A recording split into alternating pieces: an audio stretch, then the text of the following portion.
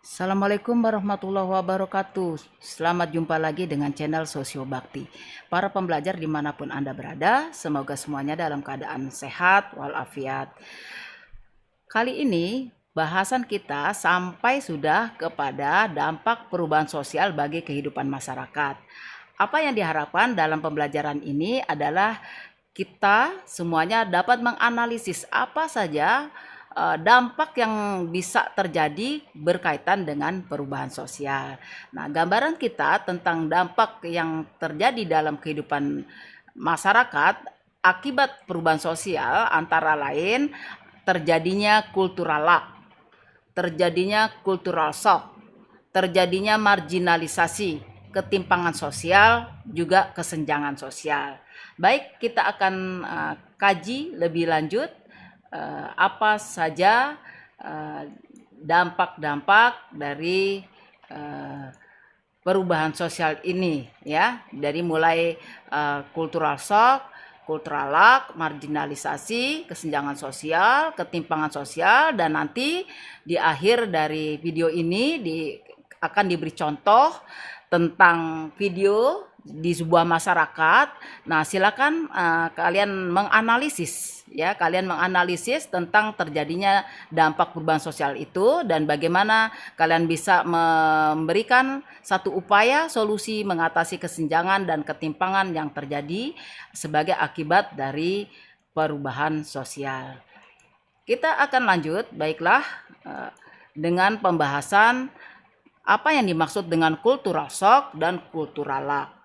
Cultural shock yang dimaksud ini adalah guncangan budaya, di mana terjadi kondisi di mana masyarakat kaget karena belum siap mengalami perubahan yang disebabkan unsur budaya yang sangat berbeda dengan kebudayaannya sendiri, kebudayaan asing yang berbeda dengan kebudayaannya sendiri. Nah, sebagai contoh, misalnya banyak pelajar-pelajar kita atau mahasiswa kita misalnya pergi ke luar negeri, budaya asing di mana misalnya dari cara mereka misalnya makanan, ya, kita tidak terbiasa makanan misalnya di sana roti dan sebagainya, ya. Terus kita akan mengalami guncangan budaya, ya, atau cultural shock karena harus mengikuti apa yang menjadi kebiasaan mereka. Sebaliknya juga demikian, kebiasaan disiplin yang mereka miliki kita juga tidak bisa cepat mengikuti untuk sesuai dengan apa yang ada. Nah, itu adalah perubahan sosial yang kita sebut dengan istilah cultural shock, ya. Nah, kemudian di bidang kultural lack di sini adanya ketertinggalan budaya, kesenjangan budaya. Nah, terjadi karena kondisi ketidaksesuaian akibat terjadinya perubahan serta pergeseran kebudayaan. Nah, ini dapat juga terjadi karena perbedaan taraf kemajuan antara berbagai daerah dalam sebuah kebudayaan itu tidak sama, ya. Misalnya bisa jadi kita sudah mengikuti, nah, ini berkaitan dengan masalah teknologi, sudah memiliki teknologi canggih, tetapi di dalam menggunakan teknologi yang sudah dibeli atau yang dimiliki ini tidak semudah dengan waktu membelinya, ya. Bahasa-bahasa simbol yang harus dipahami dan lain-lainnya ini perlu dipelajari dengan baik. Inilah sebuah kultural lack atau ketertinggalan budaya karena adanya perbedaan kemajuan dari berbagai daerah yang tidak sama dengan yang lain. Nah, di bidang cultural shock ini meliputi bisa berkaitan dengan etnik, ya, etnik budaya. Misalnya tadi antara masyarakat yang disiplin dengan tidak disiplin, kebiasaan bersih dengan kebiasaan yang kotor, ya. Ini harus tidak mudah untuk menyesuaikannya, ya. Bisa terjadi keguncangan budaya misalnya penghargaan masyarakat terhadap pejalan kaki di sebuah negara, sementara di negara kita banyak sekali pengendara-pengendara kendaraan beroda 4 kurang menghargai pengendara misalnya yang roda 2 ataupun sampai ke pejalan kaki, apalagi kurang menghargai. Ini sangat berbeda sekali, ya. Kemudian tradisi-tradisi juga yang sangat berbeda. Orang tua dengan menghadapi anak remaja sekarang sudah sangat berbeda jauh ya. Nah, ini kalau tidak siap akan mengalami yang namanya guncangan budaya. Nah, baik, selanjutnya kita akan mengkaji dampak perubahan sosial yang lain, yaitu yang disebut dengan marginalisasi ya. Nah, yang dimaksud dengan marginalisasi adalah menempatkan atau menggeser ke pinggiran. Nah, ini adalah sebuah proses yang dianggap juga mengabaikan hak-hak yang harusnya didapat oleh pihak yang termarginalkan. Namun hal itu diabaikan demi berbagai alasan demi suatu tujuan. Nah, contoh yang biasanya nampak dalam kehidupan bermasyarakat misalnya adalah ketidakadilan gender ya. Contohnya di dalam pembuatan alat-alat teknologi. Nah, yang sering kita jumpai misalnya alat-alat teknologi pertanian di pedesaan itu disetting untuk laki-laki, sedangkan kita tahu petani-petani kita banyak juga dari kaum perempuan ya. Kemudian perempuan yang bekerja sebagai asisten rumah tangga seringkali dianggap sebagai pekerjaan yang rendah.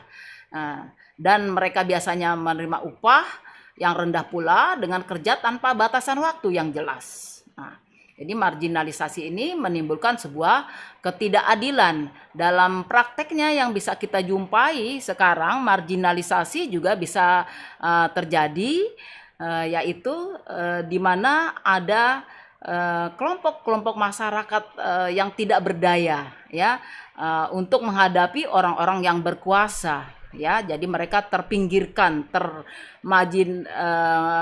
marginalisasi atau menjadi pihak-pihak yang tidak beruntung, terabaikan, tersingkirkan dalam kehidupan ya.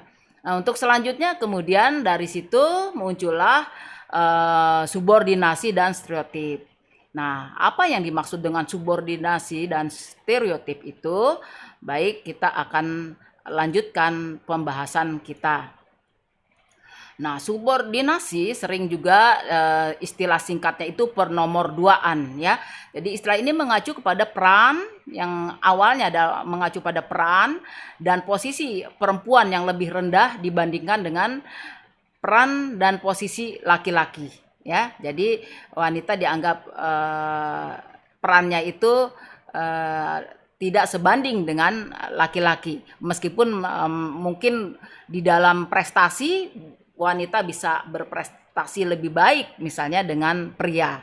Begitu juga dalam hal pengupahan. Seringkali juga akhirnya wanita terjebak di dalam pekerjaan-pekerjaan asusila, pekerjaan-pekerjaan yang sangat tidak layak dan tidak berkemanusiaan ya di dalam kehidupan bermasyarakat. Nah, seperti itulah. Ini adalah suatu kondisi subordinasi ya, berawal dari pembagian berdasarkan gender dan dihubungkan dengan fungsi perempuan sebagai ibu. Nah, kemudian dalam perkembangannya masalah penomorduaan juga terjadi dalam kehidupan sosial yang lainnya. Seperti itu. Nah, kemudian bisa kita lanjutkan adalah yang dimaksud dengan stereotip. Nah, apa yang dimaksud dengan stereotip itu? Stereotip itu adalah sebuah penilaian terhadap seseorang hanya berdasarkan tampilannya ya. Jadi persepsi terhadap kelompok di mana orang tersebut dapat dikategorikan. Ya, stereotip ini merupakan jalan pintas pemikiran yang dilakukan secara intuitif oleh manusia untuk menyederhanakan hal-hal yang kompleks dan membantu dalam pengambilan keputusan. Jadi kadang-kadang apa yang kita pikirkan sebenarnya berbeda dengan apa yang kenyataan yang ada. Misalnya dalam contoh gambar ini kita hanya melihat orang dari penampilannya saja. Ada orang yang kelihatannya dengan menghunus senjata tradisi mereka, kemudian di sampingnya hewan buas. Di sini beruang, panda gitu ya. Kita sudah membayangkan, menuduh misalnya mereka ini memiliki suatu sikap yang sesuai dengan pandangan kita yang kurang pas misalnya, kurang baik misalnya ya. Inilah stereotip. Kita langsung menuduh dengan memberikan label-label yang tidak sesuai dengan yang sebenarnya, misalnya seperti itu, ya. Nah, untuk selanjutnya adalah dampak perubahan sosial yang lain yang kita sebutkan adalah terjadinya kesenjangan sosial.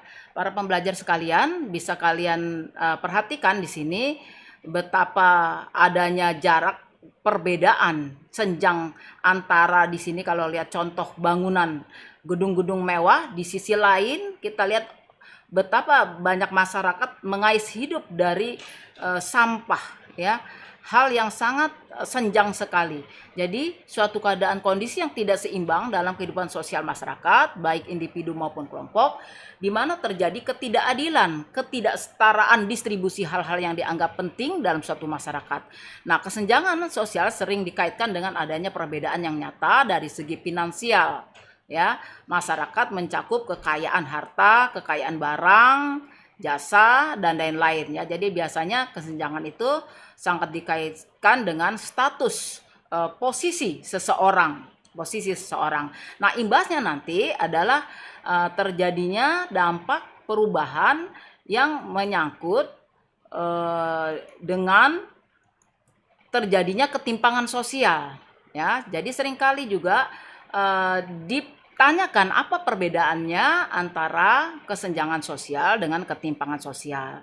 Jadi kalau tadi disebutkan kesenjangan sosial itu lebih mengarah kepada segi-segi finansial seseorang, posisi seseorang, kedudukan seseorang. Nah, apa yang didapat dalam kedudukan itu akan mengimbas kepada apa yang akan didapatkan, akses yang akan didapatkan oleh seseorang. Jadi ketimpangan sosial ini merupakan keadaan yang terjadi karena adanya kesenjangan. Nah, ketidakseimbangan akses untuk mendapatkan dan memanfaatkan sumber daya yang tersedia.